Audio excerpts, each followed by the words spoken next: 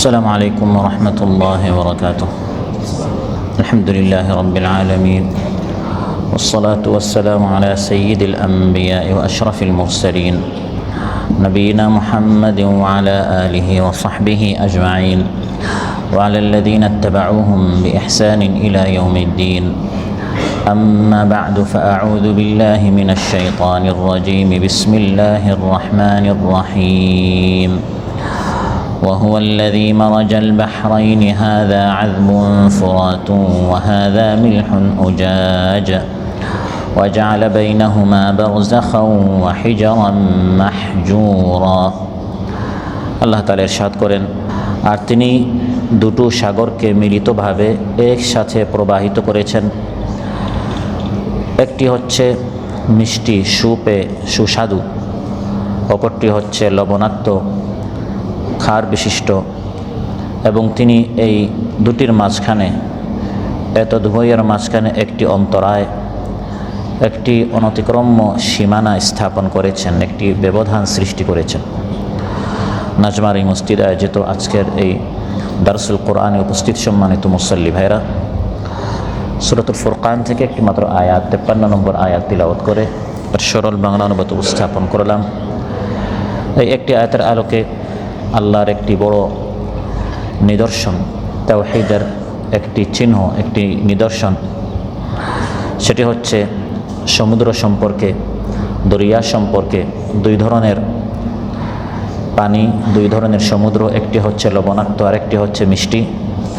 আল্লাহর এই বিশাল মখলুক সম্পর্কে, সৃষ্টি সম্পর্কে, কুদরত সম্পর্কে, নিদর্শন সম্পর্কে আজ আমরা আলোচনা উপস্থাপন করব ইনশাআল্লাহ। সম্মানিত ভাইরা, কোরআনে কারিমে আল্লাহ তাআলা তার একত্ববাদের কথা, উলুহিয়তের কথা, কুদরতের কথা যখন আলোচনা করেছেন, তার রুবুবিয়ত এবং তাওহীদের কথা যখন আলোচনা করেছেন, এর বিভিন্ন নিদর্শন কোরআনে কারিমে আল্লাহ তাআলা উল্লেখ করেছেন, যেমন সূর্য, চাঁদ, রাত, দিন ইত্যাদি। আল্লাহ তাআলা তার নিদর্শনগুলো নিয়ে আলোচনা করার সময় প্রায় একটি বড়, তার একটি নিদর্শন, একটি মহা নিদর্শন নিয়ে প্রায় আলোচনা করেন, সেটি হচ্ছে সমুদ্র। কোরআন কারিমে আল্লাহ তাআলা বিভিন্ন আয়াতে সমুদ্র নিয়ে আলোচনা করেছেন। যেমন সূরাতুশ শূরা আল্লাহ তাআলা বলেন, ওয়ামিন আয়াতিহিল জাওয়ারি ফিল বাহরি কাল আ'লাম ইয়াশা ইউসকিনির রিহা ফায়াযলালনা রাওয়াকিদ আলা যাহরিহি ইন্না ফি যালিকা লাআয়াতিন লিকুল্লি সাব্বারিন শাকুর। আল্লাহর নিদর্শনাবলীর মধ্যে অন্যতম একটি হচ্ছে সমুদ্রে চলমান বিশাল বিশাল পর্বতের মতো এক একটি নৌযান, এক একটি নৌকা। এই যে সমুদ্রে নৌকাগুলো চলে, আল্লাহ তাআলা বলেন এটি আল্লাহ তাআলার কুদরতের অন্যতম একটি নিদর্শন। আল্লাহ তাআলা চাইলে বাতাসকে থামিয়ে দিতে পারেন, তখন এই নৌকা সমুদ্রের উপর চলতে পারবে না, বরং তার জায়গায় স্থির হয়ে যাবে। চিন্তাশীলদের জন্য, ধৈর্য ধারণকারীদের জন্য, শুকরগুজার বান্দাদের জন্য এই সমুদ্র, বাতাস ও নৌকার মধ্যে আল্লাহর কুদরতের অনেক সবক রয়েছে। সমুদ্রের গুরুত্ব বোঝানোর জন্য আল্লাহ তাআলা কোরআনের মধ্যে সমুদ্রের নামে কসমও করেছেন। আল্লাহ তাআলা সাধারণত যে কোনো জিনিস নিয়ে কসম করেন না।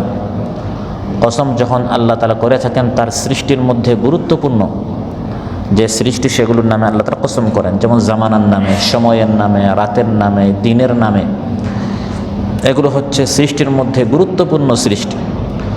সমুদ্রের নামে আল্লাহ তাআলা কসম করেছেন। ওয়াল বাহরিল মাসজুর, আল্লাহ তাআলা বলেন সমুদ্রের নামে, উদ্বেলিত সমুদ্রের নামে কসম। এবং কিয়ামতের আগে এই গোটা বিশ্বে যে একটি মহা পরিবর্তন আসবে, গোটা বিশ্ব জগৎ যে লণ্ডভণ্ড হয়ে যাবে, তখন গুরুত্বপূর্ণ সৃষ্টিগুলোর কি হবে, এগুলো আল্লাহ তাআলা আলাদা আলাদা করে উল্লেখ করেছেন। পরকাল নিয়ে, কিয়ামত নিয়ে আলোচনা করার সময় প্রায় যখন আল্লাহ তাআলা উল্লেখ করেন যে বড় বড় সৃষ্টিগুলো শেষ হয়ে যাবে, ধ্বংস হয়ে যাবে, তখন আলাদাভাবে সমুদ্রের কথা উল্লেখ করেন যে তখন সমুদ্রের কি হবে। আল্লাহ তাআলা বলেন, ওয়াইদাল বিহারু সুজ্জিরাত ওয়াইদাল বিহারু ফুজ্জিরাত। দুটি আয়াত আল্লাহ তাআলা বলেছেন যে এই পৃথিবীর 4 ভাগের 3 ভাগ হচ্ছে পানি, এই পানিগুলোতে আগুন লাগিয়ে দেওয়া হবে। চিন্তা করেন, সামান্য যখন কোথাও আগুন লাগে কেমন বিভীষিকাময় ভয়ঙ্কর একটি অবস্থা থাকে। তো এই পৃথিবীর 4 ভাগের 1 ভাগ হচ্ছে স্থল, 3 ভাগ হচ্ছে সমুদ্র, দরিয়া, পানি। সেখানে যখন আগুন লাগিয়ে দেওয়া হবে পরকালের আগে, কিয়ামত সংঘটিত হওয়ার আগে, তখন অবস্থা কেমন ভয়ঙ্কর হবে। এই সমুদ্রের মাহাত্ম্য আল্লাহ তাআলা বুঝিয়েছেন। সমুদ্রের মাহাত্ম্য নিয়ে আল্লাহ তাআলা দৃষ্টান্ত দিয়েছেন যে সমুদ্র কত মহান, সমুদ্র কত গভীর, সমুদ্র কত ব্যাপক হতে পারে। কোরআনে কারীম আল্লাহ তাআলা ইরশাদ করেন, قُل لَّوْ كَانَ الْبَحْرُ مِدَادًا لِّكَلِمَاتِ رَبِّي لَنَفِدَ الْبَحْرُ قَبْلَ أَن تَنفَدَ كَلِمَاتُ رَبِّي وَلَوْ جِئْنَا بِمِثْلِهِ مَدَدًا। হে নবী, আপনি বলুন, পৃথিবীর সকল সমুদ্রগুলোকে যদি কালি বানিয়ে দেয়া হয়, গাছগুলোকে যদি কলম বানিয়ে দেয়া হয়, সমুদ্রের এই পানি নামক কালি দিয়ে যদি আল্লাহ তাআলার কালামের ব্যাখ্যা তাফসীর লেখা হয়, পৃথিবীর সকল সমুদ্র পানি শেষ হয়ে যাবে, আল্লাহর কালামের ব্যাখ্যা লেখা শেষ হবে না। তার আল্লাহর কালাম কত ব্যাপক এটা বোঝানোর জন্য আল্লাহ তার সমুদ্রের দৃষ্টান্ত দিয়েছেন। এখান থেকে বোঝা যায় যে সমুদ্রের পানি যিনি সৃষ্টি করেছেন তিনি তার সৃষ্টিগুলোর মধ্যে ব্যাপকতা বোঝানোর জন্য, মাহাত্ম্য বোঝানোর জন্য সমুদ্র দিয়ে তার কালিমাতের ব্যাখ্যা দিয়েছেন, তাফসীর উল্লেখ করেছেন। প্রিয় ভাইরা, আল্লাহ তাআলা তাঁর দয়া, তাঁর কৃপা, অপার রহস্য দ্বারা পৃথিবীতে তিনি 2 প্রকার সাগর সৃষ্টি করেছেন। এই সাগর হচ্ছে কয় ধরনের? 2 ধরনের সাগর রয়েছে। আল্লাহ তাআলা সমুদ্রকে 2 ধারায় প্রবাহিত করেছেন। একটি হচ্ছে সুপেয় সুস্বাদু মিষ্টি পানি, আর আরেকটি হচ্ছে লবণাক্ত কটু পানি।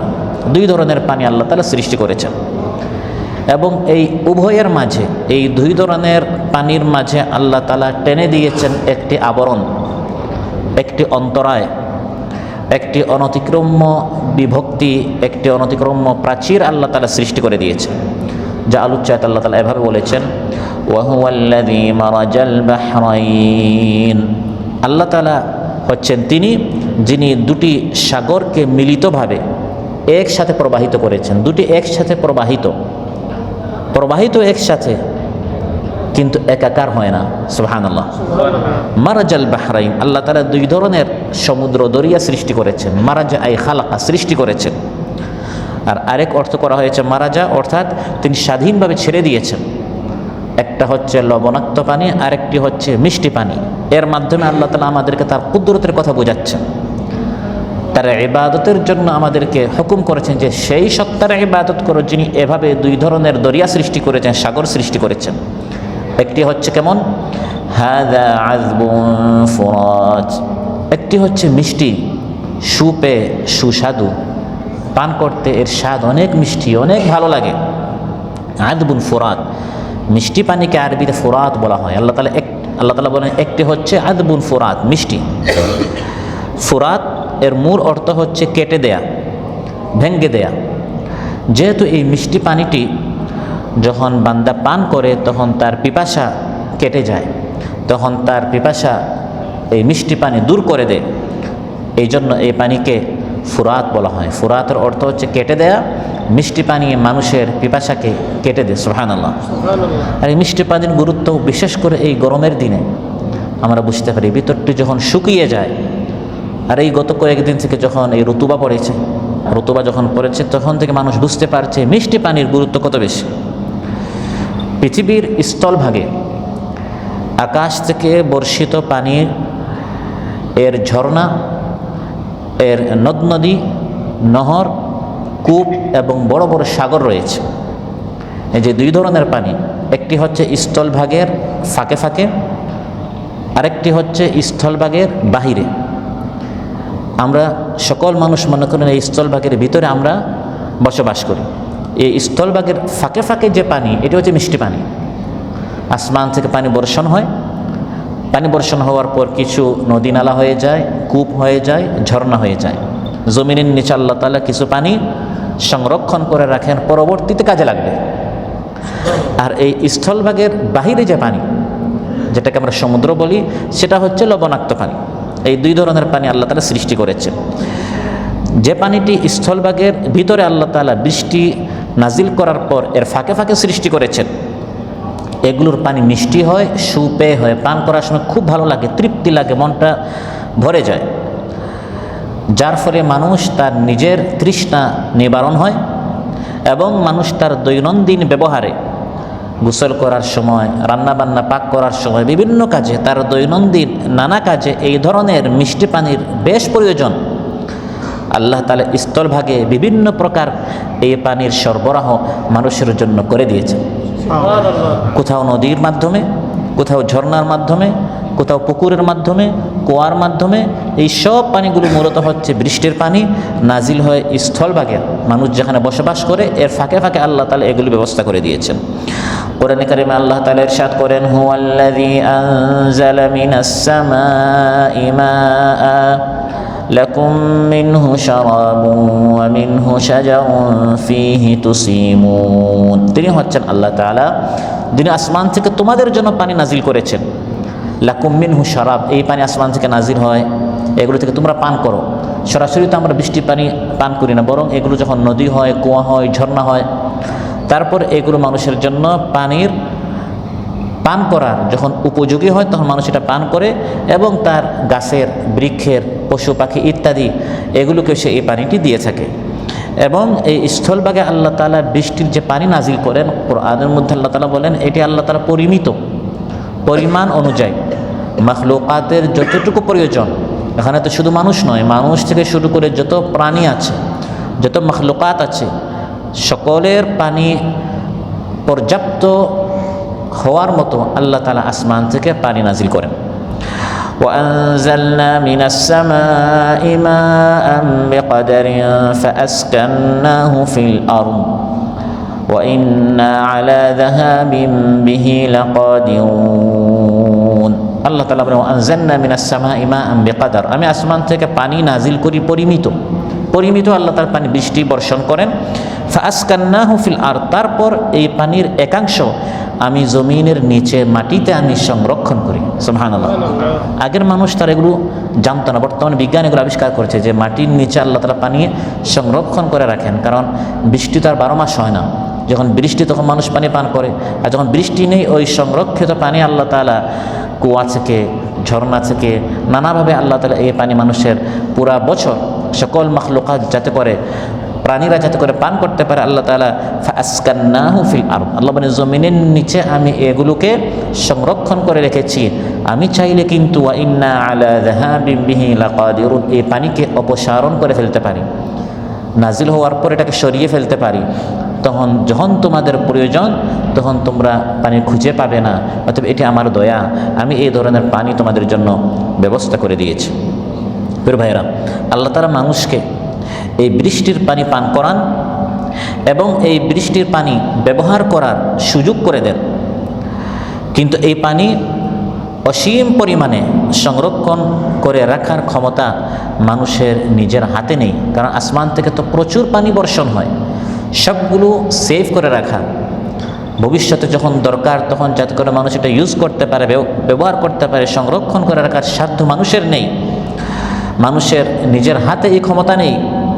সেজন্য একমাত্র আল্লাহ তাআলাই তার আপন কুদরত দ্বারা এই পানি, নদী, নালা এবং জমিনের নিচে ভূগর্ভস্থ পানির ভাণ্ডারে প্রাকৃতিকভাবে আল্লাহ তাআলা এটা সংরক্ষণ করার আপন কুদরতি ব্যবস্থা করে দিয়েছেন।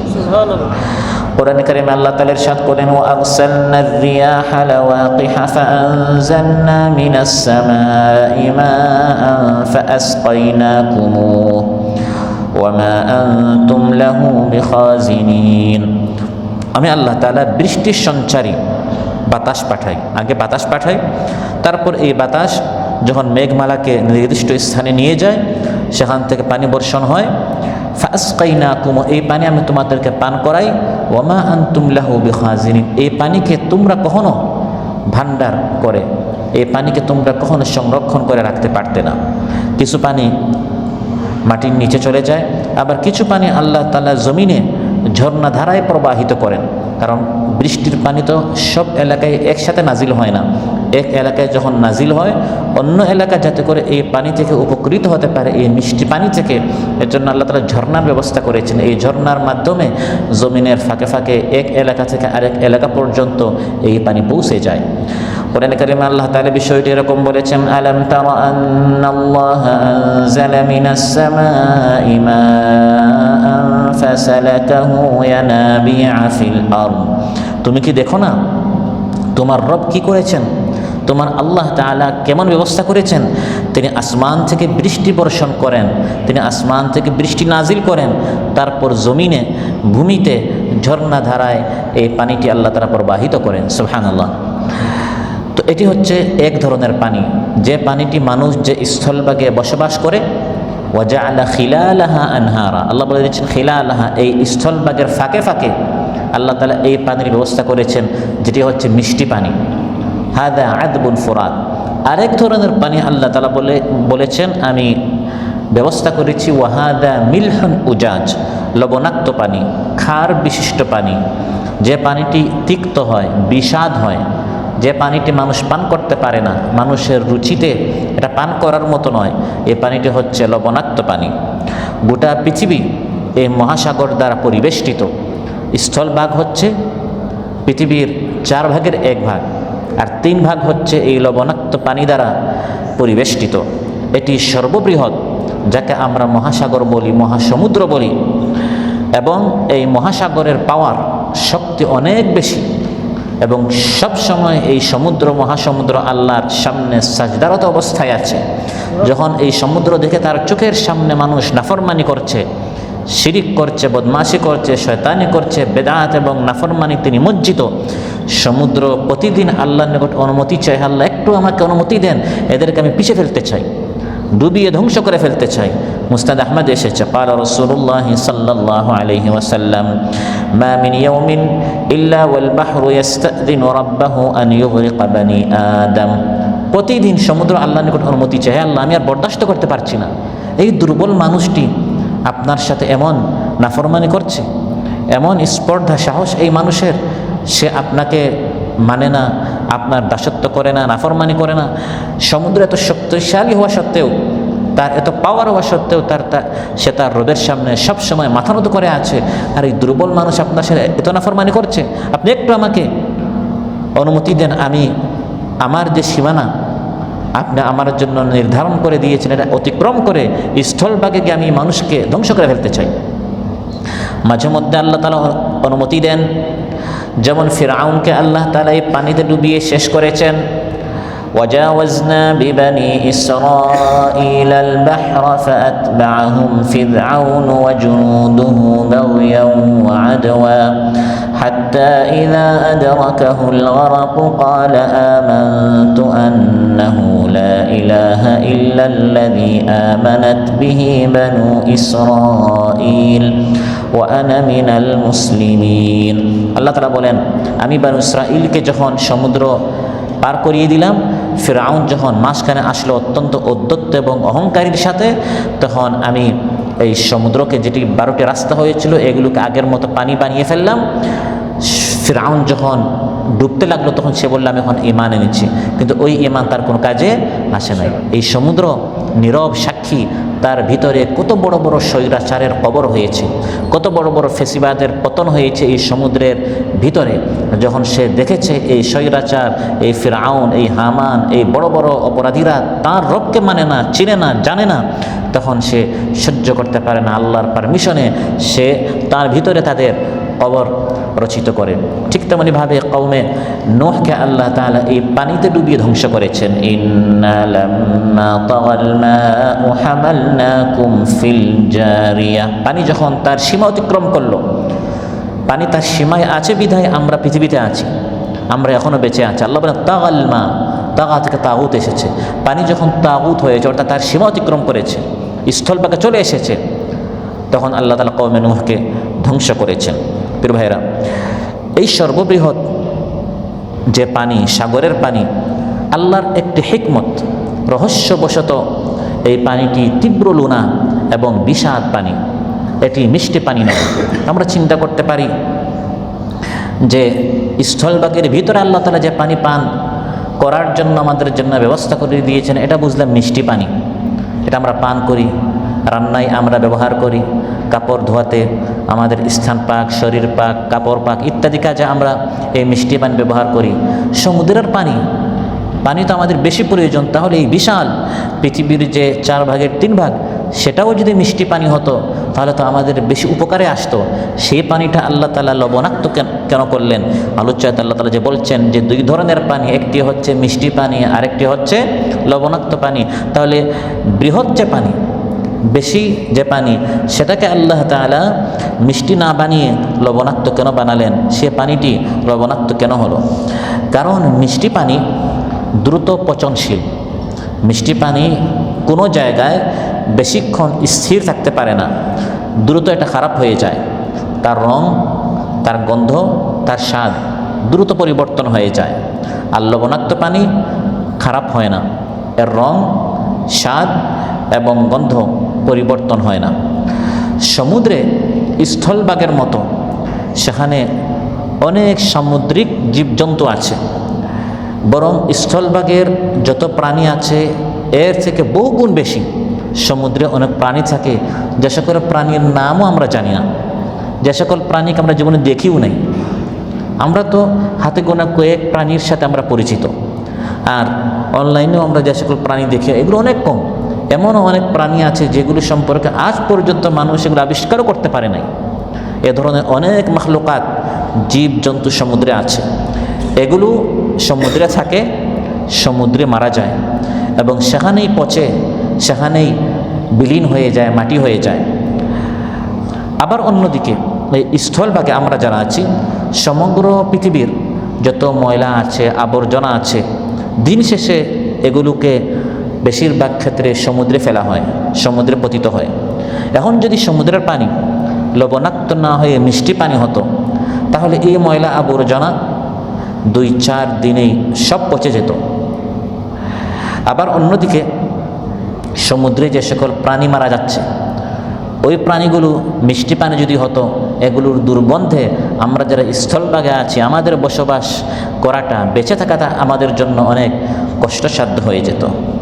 এই পানি যদি পচে যেত, তার দুর্গন্ধে আমরা যারা স্থলভাগে আছি আমাদের জীবন ধারণ একেবারে দুরূহ হয়ে যেত। এজন্য আল্লাহ তাআলা তার আপন কুদরতে, আল্লাহ তাআলা তার আপন দয়ায় সমুদ্রের পানিকে এত বেশি লুনা করেছেন, এত বেশি তিক্ত করেছেন, এত বেশি তেজস্ক্রিয় করে দিয়েছেন যেন সারা বিশ্বের আবর্জনা তাতে ফেলা হলেও, আর সমুদ্রের অসংখ্য অগণিত প্রাণী তাতে মারা গেলেও যাতে করে সহজে পচে তাতে বিলীন হয়ে যায়, এর দুর্গন্ধ যেন স্থলভাগ পর্যন্ত এসে আমাদেরকে কষ্ট না দেয়। সুবহানাল্লাহ। এই জন্য ওই পানিকে আল্লাহ তাআলা লবণাক্ত করেছেন। আল্লাহ বলেন, ওয়াহাদা মিলহুন উজাজ, সমুদ্রের মধ্যে, সমুদ্রের পানিকে আমি লবণাক্ত করেছি। আল্লাহ তাআলা সমুদ্রের মধ্যে এত বেশি লবণ দিয়েছেন, এত বেশি লবণ রেখেছেন যাতে পানির মধ্যে সামান্যতম দুর্গন্ধ সৃষ্টি না হয়। এত কিছু মারা যায়, এত ময়লা আবর্জনা ফেলা হয়, এরপরেও সমুদ্রের পানি পরিষ্কার থাকে। সমুদ্র থেকে উঠা যে বাতাস, সেখান থেকে যে বাতাস আসে, বাতাসটা অত্যন্ত পরিষ্কার হয়, স্বাস্থ্যকর হয়। এজন্য যখন আপনার শ্বাসকষ্ট হয় বা মাঝে মধ্যে আপনি একটু ঘোরাঘুরি করতে চান, সাধারণত আমরা সমুদ্রের পাড়ে যাই। এত সেখানে প্রাণী থাকার পরেও, এত কিছু অতীতকালে সেখানে মারা যাওয়ার পরেও এটা দুর্গন্ধ হয় না, এটা পরিবর্তন হয় না, এর স্বাদ, এর ঘ্রাণ, এর রং পরিবর্তন হয় না। এর বাতাসটাও বর্তমান বিজ্ঞান বলে অত্যন্ত পরিষ্কার এবং স্বাস্থ্যকর। এবং সমুদ্রের পানি হচ্ছে পবিত্র। এখানে এত নাপাকি যুগ যুগ ধরে ফেলে দেওয়ার পরেও এই পানিটি পবিত্র। এমনকি সমুদ্রের মধ্যে মৃত যত সামুদ্রিক প্রাণী আছে, রাসূল সাল্লাল্লাহু আলাইহি ওয়াসাল্লাম বলেন সকল প্রাণী হালাল। সুবহানাল্লাহ। আমাদের হানাফি মাযহাবে বলা হয় শুধু মাছ হালাল, আর এই দেশে ওনারা হাদিসটি সরাসরি গ্রহণ করেছেন, বলেছেন শুধু মাছ নয়, সমুদ্রের যত প্রাণীর জন্য আপনারা দেখবেন মাছ বাজার গেলে এখানে তারা অনেক কিছু খেয়ে থাকে, তাদের দৃষ্টিতে এগুলি সব হালাল। পোকামাকড় যা আছে, এমনকি সাপ বিচ্ছু, সমুদ্রের যত প্রাণী আছে, স্থলভাগের সাপ বিচ্ছু, পোকামাকড় ইত্যাদি এগুলো হালাল নয়, কিন্তু সমুদ্রের যা আছে এই দেশের মাযহাব অনুযায়ী সব হালাল। আবু দাউদ, তিরমিজি, নাসাই, ইবনে মাজাহ এসেছে সাআলা রাজুলুন রাসূলুল্লাহ সাল্লাল্লাহু আলাইহি ওয়াসাল্লাম, মহানবী সাল্লাল্লাহু আলাইহি ওয়াসাল্লামকে প্রশ্ন করা হয়েছে, ইয়া রাসূলুল্লাহ ইন্না নারকাবুল বাহরা, আমরা তো অনেক সময় সামুদ্রিক সফরে যাই, অনেক সময় সফরে আমাদেরকে অনেক দিন থাকতে হয় সমুদ্রের মাঝখানে। ওয়া নাহমিলু মা'ানাল কালিলা মিনাল মা, ওই সফরে আমরা সামান্য কিছু পানি নিয়ে যাই। এখন এই পানি দিয়ে ফাইন তাওয়াদ্দানা বিহি আতিশনা আফানা তাওয়াদ্দাউ মিন মাইল বাহরি, আমাদের সাথে যে মিষ্টি পানি আমরা আমাদের ঘর বাড়ি থেকে নিয়ে যাই, এই পানি দিয়ে যদি আমরা অজু গোসল করা শুরু করি তাহলে আমরা খাওয়ার পানি পাবো না। তাহলে সমুদ্রের পানি দিয়ে কি আমরা অজু করতে পারবো, গোসল করতে পারবো, পবিত্রতা অর্জন করতে পারবো? তখন রাসূল সাল্লাল্লাহু আলাইহি ওয়াসাল্লাম ইরশাদ করলেন, হুয়া তাহুরু মাউ আল হিল্লু মাইতাতু, সমুদ্রের পানি একেবারে তাহুর, পবিত্র। তা দিয়ে এটা লবণাক্ত হলেও তা দিয়ে ওযু গোসল সব করা যাবে। আল হিল্লু মাইতাতুহু, তার সকল ধরনের মৃত প্রাণী হচ্ছে হালাল। এখান থেকে এই দেশের উলামায়ে কেরাম তারা এই মাসআলা গ্রহণ করেছেন যে সব ধরনের প্রাণী হচ্ছে হালাল। একটি প্রাণী নিয়ে ইখতিলাফ আছে যে এটা মাছ নাকি পোকা। এই দেশের উলামায়ে কেরামদের দৃষ্টিতে এটা পোকা হোক মাছ হোক সবই তো হালাল। আর আমাদের দেশের এবং আশপাশের উলামায়ে কেরামদের মধ্যে একটা ইখতিলাফ আছে যে এটা মাছ নাকি পোকা, সেটা হচ্ছে চিংড়ি মাছ। কারণ চিংড়ি মাছকে দেখতে অন্যান্য মাছের মতো নয়।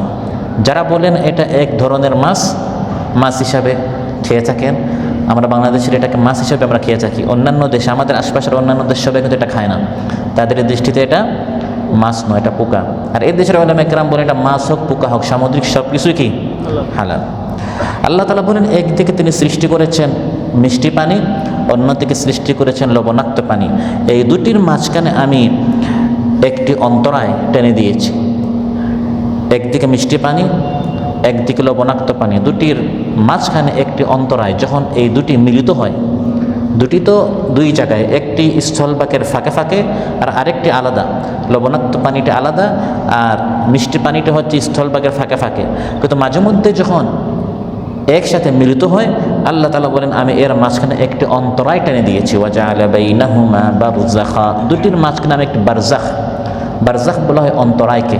এজন্য কবরি জিন্দেগিকে কি বলা হয়? বারজাখি জিন্দেগি, এটাকে বারজাখ বলা হয়। কারণ বারজাখ হচ্ছে একটি অন্তরায়, এটি না দুনিয়া না আখিরাত। আখিরাত হিসাবে আমরা গণ্য করলেও এটা পুরোপুরি আখিরাত নয়, কারণ দুনিয়ায় হচ্ছে আমল, আখিরাত হচ্ছে হিসাব, বদলা পাওয়া, প্রতিদানের দিন। কবরে না প্রতিদান পায় না আমল করতে পারে, এটি হচ্ছে দুটির মাঝখানে একটি অন্তরায়, এই জন্য এটাকে বারজাখ বলা হয়।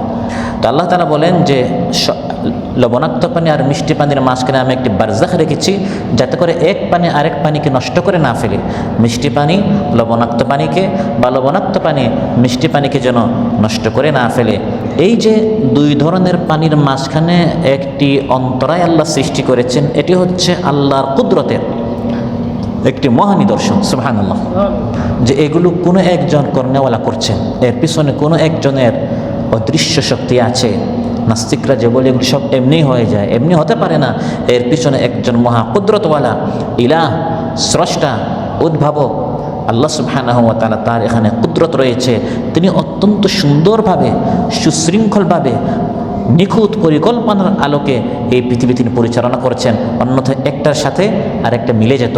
আল্লাহ তাআলা কোরআন কারীমে তার কুদরতের কথা এভাবে বলছেন, আম্মান জাআলাল আরদা ক্বারারান ওয়া জাআলা খিলালাহা আনহারা ওয়া জাআলা লাহা রাওয়াসিয়া ওয়া জাআলা বাইনাল বাহরাইনি হাজিজা আইলাহুম মা'আল্লাহ বাল আকসারুহুম লা ইয়া'লামুন। আল্লাহ তাআলা বলেন সেই সত্তাকে যিনি দুই সমুদ্র লবণাক্ত আর মিষ্টি, দুই দরিয়ার মাঝখানে যিনি একটি অন্তরায় সৃষ্টি করেছেন, তিনি কে?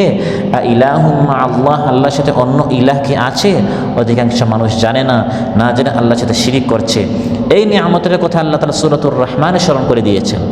মারাজাল বাহরাইনি ইয়ালতাকিয়ান বাইনাহুমা বারযাখুন লা ইয়াবগিয়ান ফাবিআইয়ি আলাই রাব্বিকুমা তুকাযযিবান। আল্লাহ তাআলা বলেন, আল্লাহ তাআলা দুই সমুদ্রকে প্রবাহিত করলেন, তারা পরস্পর সাক্ষাৎ করে কিন্তু একাকার হয় না। সুবহানাল্লাহ, একটার সাথে আরেকটা মিক্স হয় না। এর দুটির মাঝখানে একটি অন্তরায় আছে, লা ইয়াবগিয়ান, কেউ তার বর্ডার সীমা অতিক্রম করে, লঙ্ঘন করে না। ফাবিআইয়ি আলাই রাব্বিকুমা তুকাযযিবান, হে মানব আর দানব, তোমার রবের কোন নিয়ামতকে তুমি অস্বীকার করছো। ওয়াজআলা বাইনাহুমা বারযাখান, দুটির মাঝখানে একটি বারযাখ, একটি অন্তরায় আছে। ওয়া হিজরাম মাহজুরা, একটি অনতিক্রম্য সীমানা রয়েছে, একটি অনতিক্রম্য ব্যবধান আল্লাহ তাআলা স্থাপন করেছেন। এটা অতিক্রম করা কারো পক্ষে সম্ভব নয়। লবণাক্ত পানির এই যে সীমানা আছে এটা অতিক্রম করতেও পারবে না, মিষ্টি পানি অতিক্রম করতে পারবে না। প্রত্যেকেই আল্লাহ তাআলা তাকে যে রাস্তা, যে পথ দেখিয়ে দিয়েছেন সে পথে চলছে। কেউ তার রাস্তা অতিক্রম করে আরেকজনের রাস্তায় যায় না। সুবহানাল্লাহ। এখানে সূক্ষ্মভাবে মানুষকে আল্লাহ তাআলা ইঙ্গিত করেছেন, হে মানুষ, তুমি যে সামান্য সুযোগ পেলেই তুমি তোমার বর্ডার অতিক্রম করে ফেলো, তুমি সীমা ক্রস করে ফেলো। এই সমুদ্র এত শক্তিশালী হওয়া সত্ত্বেও সে কিন্তু তার যে সীমানা আমি তার জন্য এঁকে দিয়েছি এটা সে অতিক্রম করছে না, এটা সে লঙ্ঘন করছে না। অথচ তার পাওয়ার কত বেশি, তার পাওয়ার শক্তি যত বেশি হোক না কেন সে আমার সামনে অনুগত। সুবহানাল্লাহ। এই যে দুই ধরনের সমুদ্র রয়েছে, দুই ধরনের দরিয়া রয়েছে, আল্লাহ তাআলা বলেন এই প্রত্যেক দরিয়ার মধ্যে আমি তোমাদের জন্য নানা ধরনের নিয়ামত দিয়েছি, রিজিক দিয়েছি। কিছু হচ্ছে মিষ্টি পানির মাছ, আর কিছু হচ্ছে সামুদ্রিক বা লবণাক্ত পানির মাছ। এই দুই ধরনের পানির মধ্যে আমি তোমাদের জন্য খাবার, রিজিক, মাছ, লু'লু, মারজান, ইয়াকুত, দামি দামি পাথর, মণি, মুক্তা, হীরা ইত্যাদি তোমাদের জন্য দুই ধরনের দরিয়াতে আমি এই ধরনের দামি দামি খনি তোমাদের জন্য পয়দা করে রেখেছি। কোরআনের মধ্যে আল্লাহ বলেন, ওয়ামা ইয়াস্তাউইল বাহরানি হাযা আযবুন ফুরাতুন সাইউন শারাবুহু ওয়া হাযা মিলহুন উজাজ। একটি লবণাক্ত আর একটি মিষ্টি, দুটি সমান হতে পারে না। হ্যাঁ, দুটি সমান নয়। আর প্রত্যেকের মধ্যে আমি তোমাদের জন্য খাবার, ওয়া মিন কুল্লিন তাকুলুনা লাহমান তারিয়া, প্রত্যেক লবণাক্ত হোক মিষ্টি হোক দুই ধরনের পানিতে আমি তোমাদের জন্য লাহমান তারিয়া, ফ্রেশ মাছ আমি তোমাদের জন্য ব্যবস্থা করে দিয়েছি। সুবহানাল্লাহ। একটি খাবার যেটির প্রশংসা কোরআনের মধ্যে আল্লাহ করেছেন, আমরা মাছ খাই, গোশত খাই, আর মোরগ আমরা চিকেন খাই। আল্লাহ তাআলা এই তিনটির মধ্যে মাছের প্রশংসা করেছেন, লাহমান তারি, এটা হচ্ছে ফ্রেশ, নির্ভেজাল। এটা আল্লাহ তাআলা সমুদ্রের মধ্যে আমাদের জন্য সৃষ্টি করেছেন।